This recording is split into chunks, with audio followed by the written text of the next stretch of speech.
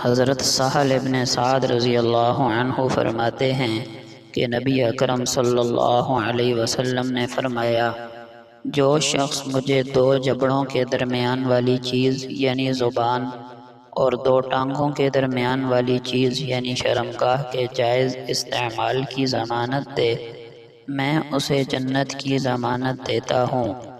سیدنا ابو ہریرہ رضی اللہ عنہ بیان کرتے ہیں کہ نبی اکرم صلی اللہ علیہ وسلم نے فرمایا، جب کوئی عورت پانچوں نمازیں پڑھے، ماہ رمضان کے روزے رکھے، اپنی عزت کی حفاظت کرے اور اپنے خاوند کی فرما برداری کرے تو وہ جنت کے جس دروازے سے چاہے گی داخل ہو جائے گی۔ فقہی مسئلے کا بیان۔ رخصت ہوتے وقت السلام علیکم کہنے کی بجائے اللہ حافظ یا خدا حافظ کہنا۔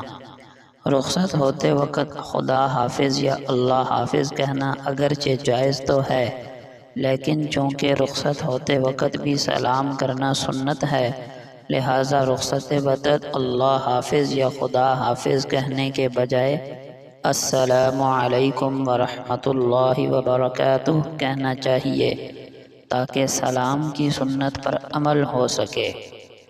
ایک قیمتی نصیحت کا بیان۔ شیخ سعدی فرماتے ہیں کہ ایک دفعہ بزرگوں کے ایک گروہ کے ساتھ میں کشتی میں بیٹھا تھا اور ہمارے پیچھے ایک چھوٹی کشتی ڈوب گئی اور اس میں سوار دو بھائی ایک بھنور میں پھنس گئے۔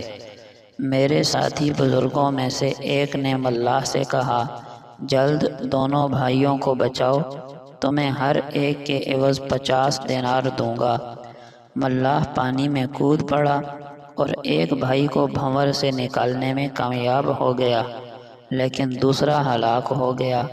میں نے کہا کہ اس کی زندگی باقی نہ رہی تھی، اسی لیے تو نے اسے پکڑنے میں سستی کی اور دوسرے کے پکڑنے میں بڑی پھرتی دکھائی۔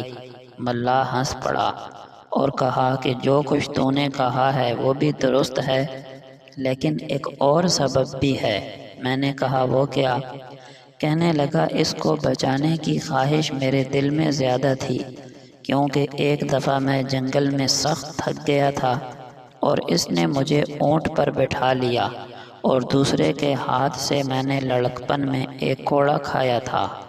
میں نے کہا، اللہ نے سچ فرمایا ہے کہ جو نیکی کا کام کرتا ہے وہ اس کی اپنی ذات کے لیے فائدہ مند ہے، اور جو شخص برا کام کرتا ہے اس کی برائی بھی اسی پر ہے۔